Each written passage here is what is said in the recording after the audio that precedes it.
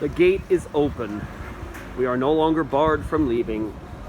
Lockdown is over. Well, at least mostly. Here's one thing that's different from before.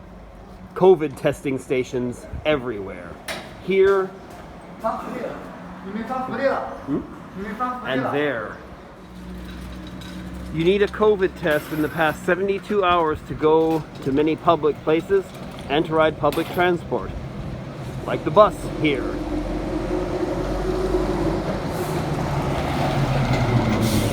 But at least the buses are now on a more regular schedule. They are coming frequently again, not like before. And here comes mine right now. I'm going to be using this to get to the metro station, which is open again. The whole system is now supposed to be open finally. Just as before, I had to scan a code to demonstrate that I have taken a test recently.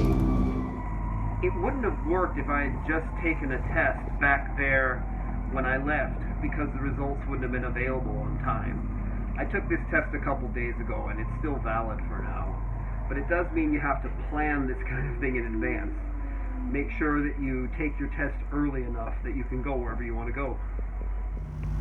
And next to the bus is a taxi. I haven't seen any taxis running lately, so I guess that's another sign things are getting back to normal. Sorry about the foggy window.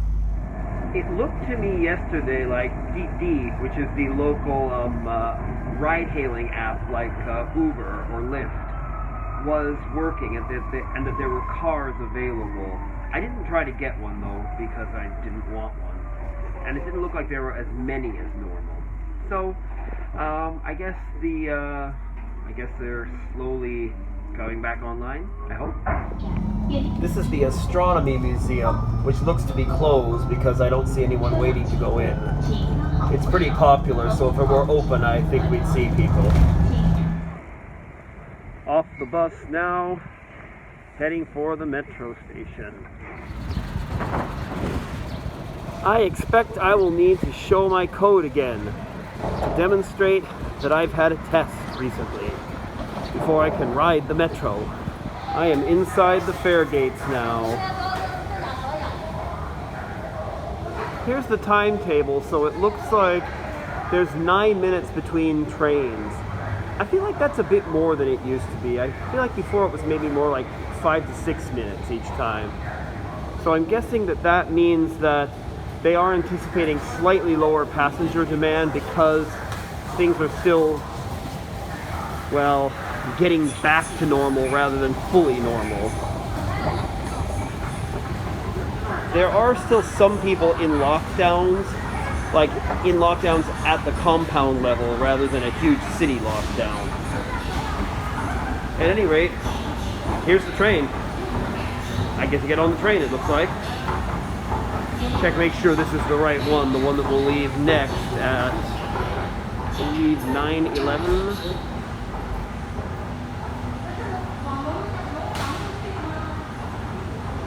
Yep, this appears to be it. The train is looking a bit emptier than normal. Operations look normal, but it does seem a bit emptier. Here's another small difference. Guy wearing scrubs. I assume that is an employee for the metro. I think I'll sit here. And I am now out of Linga for the first time in nearly 3 months. Passing through another town now. Huinan. We'll look on the other side where there's not a fence. Yep. Been a while. We're approaching the end of line 16 now. And I'd say this train is a bit less crowded than I normally expect, but not much. You can see it's standing room only. It would probably have more people standing in normal times, but still, we're definitely getting back into things again. People are going places again. Probably sick of being inside so much. Off of line 16 now. Time to get on line 2. Now on line 2, which is somewhat more crowded. Not surprisingly, this is a major east-west artery through the city. Line 16 was running on a reduced schedule even during the lockdown for those people who could actually get passes to leave their communities. But this one was closed, so it made it quite hard to travel very far. Now that it's open, it's going to be much easier to go throughout the city. Getting off of line 2 now. And for the first time in what seems like forever, here I am in the big city. I'm currently in Puxi, that is to say on the west side of the Huangpu River.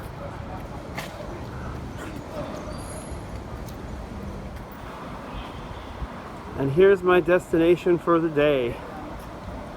The notary office, where I need to try to get some documents done. Yep, it's called the notary office. If you're used to a notary in the United States, and I think other common law countries, this is a bit different because it's actually a department of the government rather than a person authorized by the government to certify things. This use of the word notary in a different way is not unique to China. I know that in civil law countries, like those that speak Spanish and Italian, the word notario is actually more like a lawyer than just someone who certifies documents. Anyway, I'm here because they should be able to help me with some documents here. They're asking us to social distance using these signs here, which I didn't see that much before the lockdown, so this would seem to be a bit of a change. Finished here at the notary office. Interestingly, you cannot go out the same main entrance that you go in. They require you to go out this side exit. I guess that's an attempt to maintain one-directional traffic so that you're not running into people queuing up who haven't yet shown if they did their test or not. Anyway, we're done here. We can go have some lunch and then go home. We got done what we needed to get done today. I will say that this notary office was very emblematic of Chinese bureaucracy, or for that matter, government bureaucracy in many other places, in that it all seemed like it really could have been done a lot faster and didn't need so many steps, so many hoops to jump through. But that's life, isn't it? The point is, I got it done. I'm one step closer to having the documents I need. These are documents that are important for my visa, so they're a bit high stress for me. It was a bit stressful to be stuck in lockdown. Not sure if I was going to get these documents on time. But at least this is done now. Off to lunch. The constant presence of people in scrubs and face shields and stuff like that is one of the greatest differences I've noticed since reopening. Wearing masks, that's been common here forever. Even before the pandemic, it was not uncommon for people to wear masks if they were feeling bad. But the extent of personal protective equipment lately is greater than before. Lunchtime! Plenty of restaurants open around here, but not open for dine-in. You have to order here and take it to go. And the time has come to go home. Gonna get on the metro here.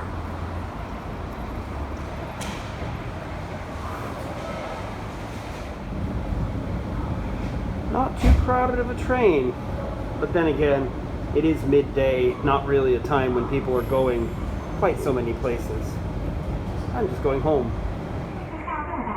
This metro system, the biggest in the world by route length, was almost completely closed for weeks. It's really kind of amazing.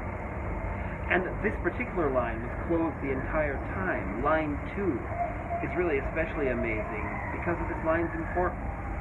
It connects the city center to both of the city's airports and a lot of other areas. in the outskirts of the city. Now it's back to normal. And now to get on line 16 to go back home.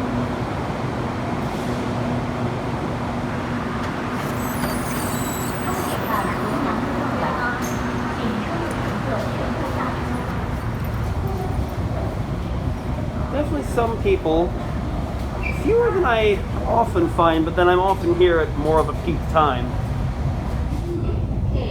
Not many people on the train now, but then we are getting pretty close to the end of the line now, which means I'm getting close to home. All told, this trip has shown me that, in the main, Shanghai is back.